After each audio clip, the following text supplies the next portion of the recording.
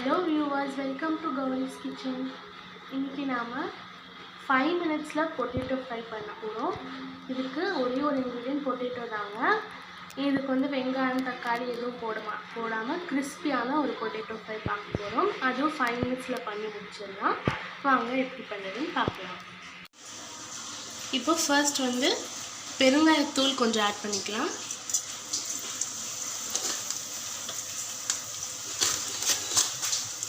அப்புறம் கடுகு வந்து போட்டுக்கலாம். நான் வந்து 1/2 டீஸ்பூன் கடுகு போடுறேங்க.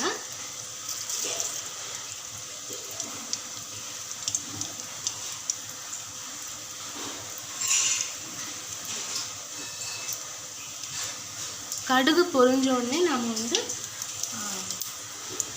அரிஞ்சு வச்சிருக்க இந்த பொட்டேட்டோவை போட்டுக்கலாம்.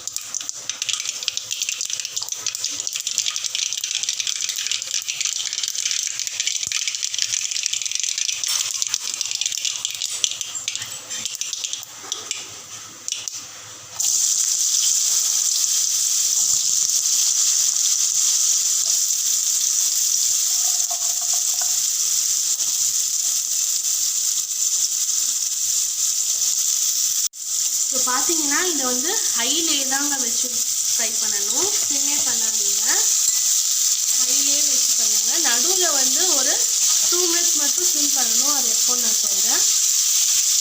இப்போது ஹைலே ஆயிலில் வந்து போட்டு ஃப்ரை பண்ணுங்க.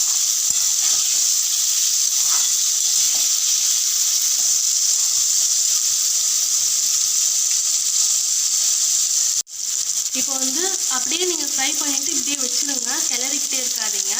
கீழெல்லாம் கிறிஸ்பான உடனே நம்ம வந்து திருப்பி கொஞ்சம் வந்து மிக்ஸ் பண்ணலாம். இப்போ வந்து மசாலா எதுவுமே போடக்கூடாதுங்க. இதே மாதிரி ஆயில் அப்படியே ஒரு ஸ்டில்லாக ஒரு 2 to 3 minutes அப்படியே வைங்க ஒரு சைடு.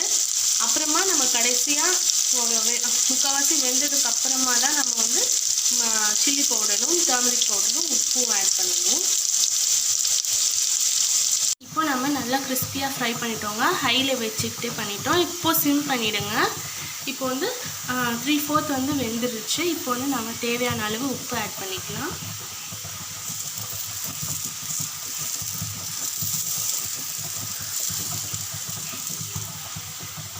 இப்போ தேவையான அளவு மஞ்சள் தூள் ஆட் பண்ணிக்கலாம்.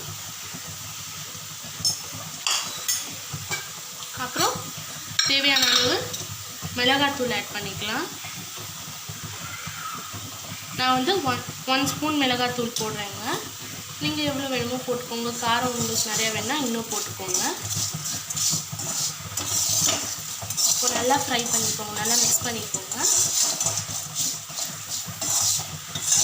இப்போது இதே மாதிரி சிம்லேயே வச்சு ஒரு 2 minutes வந்து இப்படியே ஃப்ரை பண்ணிக்கிட்டே இருங்க. அப்புறம் ஃபுல்லாகவே பொட்டேட்டோ வந்து கிறிஸ்பாக வெந்து போயிடும். அப்புறம் நம்ம சர்வ் பண்ணிடலாம். இதில் வந்து வெங்காயம் தக்காளி எதுவுமே இல்லைங்க, வெறும் பொட்டேட்டோ மட்டும்தான். அதுவும் வந்து நம்ம 5 minutesல வந்து ரெடி பண்ணிட்டோம். இப்போது இந்த டிஷ் உங்களுக்கு பிடிச்சிருந்துச்சுன்னா லைக் பண்ணுங்கள், ஷேர் பண்ணுங்கள் அண்ட் ப்ளீஸ் சப்ஸ்கிரைப் பண்ணுங்கள். தேங்க்யூ.